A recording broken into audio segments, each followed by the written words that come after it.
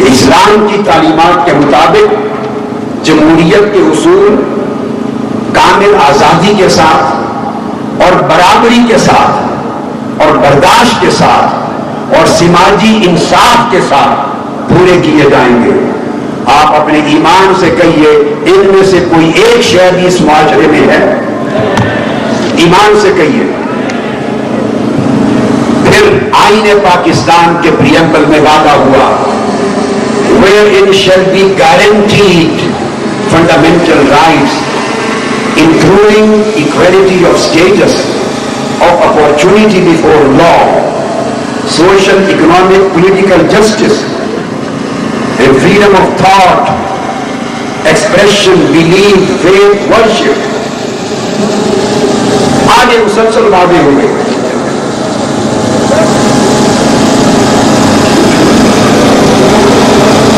کہ بنیادی انسانی حقوق کی گارنٹی ہوگی، اور اگلی بات وعدہ کیا آئین میں کہ معاشرے کے 18 کروڑ عوام سب کو اپنے درجے میں حیثیت میں برابری دی جائے گی، برابری دی جائے گی۔ بولیے وہ برابری اس ملک کے غریب اور امیر کے درمیان ہے، اس ملک کے کمزور اور طاقتور کے درمیان ہے، اس ملک کے محکوم اور حاکم درمیان ہے؟ کہاں گیا یہ آئین؟ بولو آپ کا نظام اس آئین کے مطابق ہے یا ہمارا انقلاب اس آئین کے مطابق ہے؟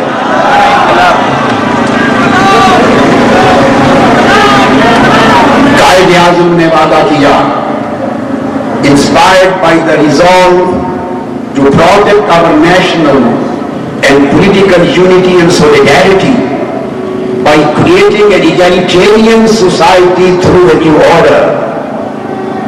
کہ ہمارا وعدہ ہے اور ارادہ ہے ہم ایک نیا نظام لائیں گے، نیو آرڈر۔ یہ بات ڈاکٹر طاہر القادری نے صرف نہیں کہی، یہ اس قوم کے باپ قائد اعظم محمد علی جناح نے فرمایا ہم ایک نیا نظام لائیں گے جس کے ذریعے ایک ایسی سوسائٹی قائم کی جائے گی جس میں عوام اقتدار میں شریک ہوں گے۔ بولیے عوام اقتدار میں شریک ہیں؟ یہ سوسائٹی ایگالیٹیرین سوسائٹی ہے؟ اب بولیے آئین کے مطابق کون مطالبہ کر رہا ہے، ہم یا یہ حکومت؟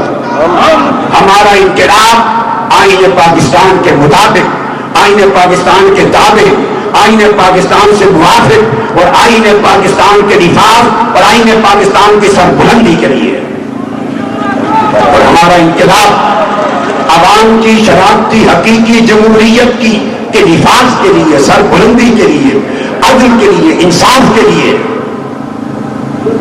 اب تھوڑا سا احوال موجودہ حکمرانوں نے اقتدار اور پار کے گٹھ جوڑ کے ذریعے جو ظلم کیا پاکستان کے 18 کروڑ انسانوں پر، وہ سن لیجیے۔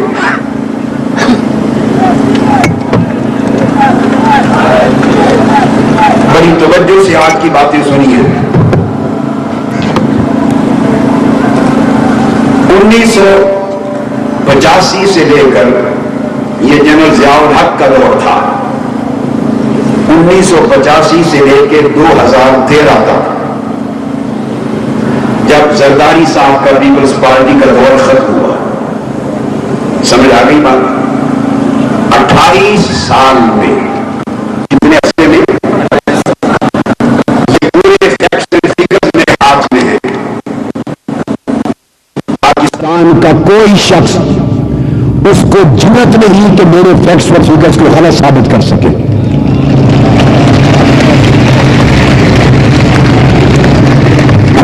سال میں پاکستان پر روپے میں بتا رہا ہوں جو کل بیرونی قرضہ چڑھا، کل بیرونی قرضہ فورن ڈیٹ وہ 6000 ارب روپیہ۔ کتنا؟ 60 ارب ڈالر، 6000 ارب روپیہ، یہی بنتا ہے۔ 28 سال میں جنرل ضیاء الحق کے دور سے لے کر 2013 پچھلے سال نون لیگ کی حکومت کے آنے تک 6,000 ارب ڈالر کتنے عرصے میں؟ اونچا بولیے 28 سال.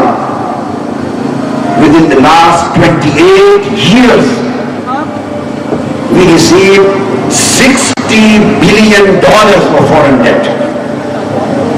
اور اب نواز شریف صاحب کی نون لیگ کی حکومت آنے کے بعد پہلے 11 مہینوں میں صرف 11 ماہ میں ایک سال کے اندر 5,200 ارب روپے ایک سال میں قرضہ لے چکی ہے.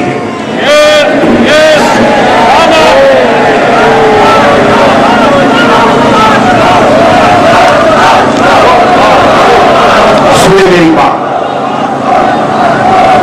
28 سال میں بیرونی قرضہ 6,000 ارب روپے اور صرف ایک سال میں بیرونی قرضہ 5,200 لگ بھگ برابر ہو گیا.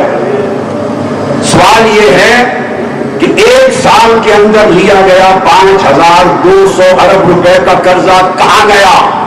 اس سے کسی غریب کا چولہا نہیں جلا, اس سے کسی غریب کے گھر میں دیا نہیں جلا, کسی غریب کے بیٹے کو روزگار نہیں ملا, دیہاتی آبادی میں کوئی سڑک نہیں بنی, کسی کو اس کی معاشی حالت کو سنوارا نہیں گیا.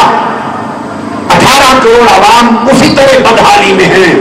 یہ قرضہ ان لٹیروں کی جیب میں گیا, انہوں نے دنیا میں امپائرز بنائی, لوٹا, کھایا, اڑایا. اس میں وہ شامل ہے بعض ملکوں سے انہوں نے انویسٹمنٹ کے نام پر لیا مگر وہ بھی حقیقت میں قرضہ ہے. اب ایک دلچسپ بات بتاؤں آپ کو, یہ جو قرضہ اس وقت پاکستان پر چڑھ گیا ہے بیرونی قرضہ, یہ ادا کس نے کرنا؟ یہ تو چلے جائیں گے.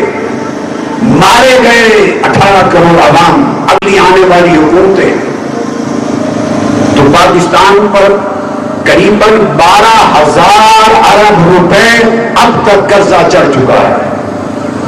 12,000 ارب روپے. 100 سال تک نسلیں اس کو اتارنے کے قابل نہیں ہوں گی, اور یہ کھا گئے ان کے خاندان, چند سو چند ہزار بڑے لوگوں کے خاندان اور ان کی نسلیں. اب میں ایک عام آدمی کو بات سمجھاؤں, یہ جو قرضہ چڑھ گیا کل پاکستان پر, اگر اس کو 100 روپے کا نوٹ لے لیں, 100 روپے کا نوٹ, اور اس کا ڈھیر بنانا شروع کر دیں, 100 روپے کے نوٹ کا ڈھیر, کل قرضہ جو پاکستان پر ہے اوپر ڈھیر بناتے چلے جائیں تو وہ ڈھیر 7,582 کلومیٹر اونچا ڈھیر بن جائے گا. 100 روپے کے نوٹ بنا کے رکھتے جائیں اور ڈھیر کریں تو 7,500 کلومیٹر اونچا ڈھیر بن جائے گا. اتنا قرضہ یہ حکومتیں پاکستان کا لے کے 18 کروڑ عوام کے مستقبل کو برباد کر چکی ہیں. اور ابھی کہتے ہیں کہ یہ جمہوریت چل رہی ہے, ابھی کہتے ہیں یہ آئین کی حکمرانی ہے, یہ لوٹ مار کی حکمرانی ہے, حرام خوری کی حکمرانی ہے, کرپشن کی حکمرانی ہے, ظلم کی حکمرانی ہے. ہم اسے اب نہیں چلنے دیں گے.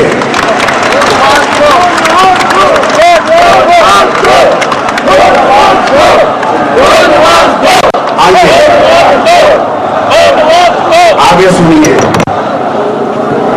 تھوڑا کمپیرزن دیکھیے. آج میں آپ کو انالیسس دے رہا ہوں, ٹیکنیکل چیزیں ہیں مگر آسان کر کے بتاؤں گا.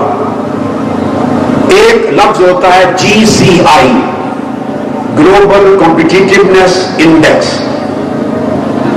جس میں جائزہ لیا جاتا ہے کہ کسی ملک کی صلاحیت برقرار رہنے کی بطور اسٹیٹ, بطور ملک کتنی ہے, کہ یہ ملک برقرار رہے, فیل نہ ہو جائے.